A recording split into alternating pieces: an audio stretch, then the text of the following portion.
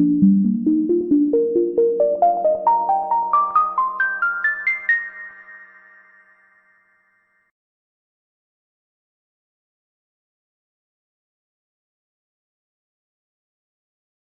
have recent, the pandemic and COVID, how has that affected what you're doing at Aramex, and how have you done things differently because of that? That's a very important question to ask, especially in the current times. So first and foremost, there has been a lot of work from our HR, from our HSE, from our risk and compliance departments, especially as pertains to the safety of our employees. So we have probably about 15,000 employees, probably I would say 8 to 10,000 are customer facing. So we are between delivery drivers, between let's say sales, between face-to-face interactions. So we're talking about a big number of employees who would need to be physically on site.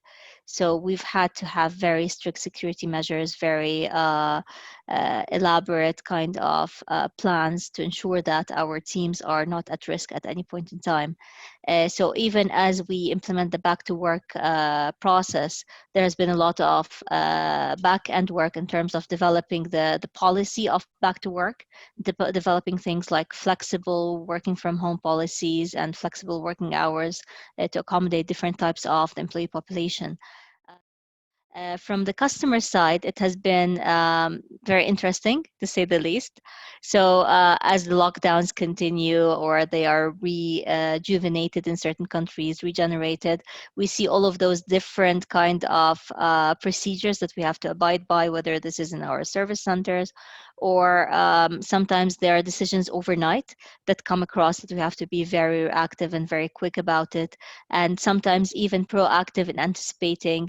And this has coincided with two of the probably 4 or 5 really peak seasons for us in the shipping industry. So we've had both Eids in that, and we had Ramadan, which is a very busy period for us normally. But then with the lockdowns and the different curfew procedures, and sometimes cities were cut off in half. So this has caused a lot of work and back end for operations and digital to re-engineer routes, to try to figure out what's the best way to move around the city to navigate all of the lockdowns and curfews and restrictions. But also at the same time, working on the customer promise, because we have had certain transit times or delivery dates estimates that we normally give to our customers. So we've had to really adapt our model and to really understand what's happening in order not to impact our customers and to be proactive about notifying them and things like that. So it has taken, it has put a lot of pressure on our centers of excellence to come up with new things. But we are coping with it very, very well, I think, because we're always trying to figure out new solutions. And we've come up with things like pharma to door, store to door, mall to door, and different solutions where customers can get excited about going online. We've launched quite a few services and solutions during the pandemic as well. So we have Aramex Smart, which is a new payment method where you can pay up to 14 days after delivery, which is a very important selling point, especially in the Middle East. So we've managed to really keep our promise to our shippers and B2B customers, but also to deliver on the B2C side. So you really need to have also focus on how do we understand the different customers we are acquiring, especially with Corona, especially with everything that's happening. Even today, I told you we had five or six peaks during the year.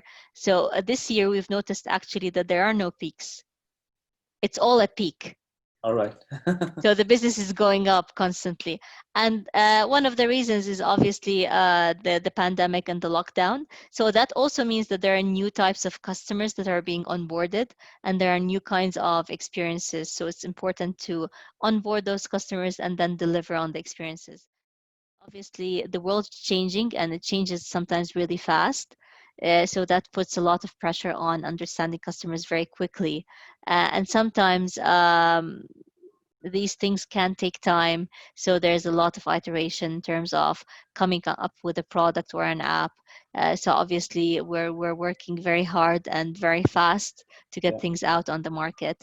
So that can be a little bit pressuring, especially that, as I mentioned, there are customer groups that we haven't thought of that have emerged during the pandemic.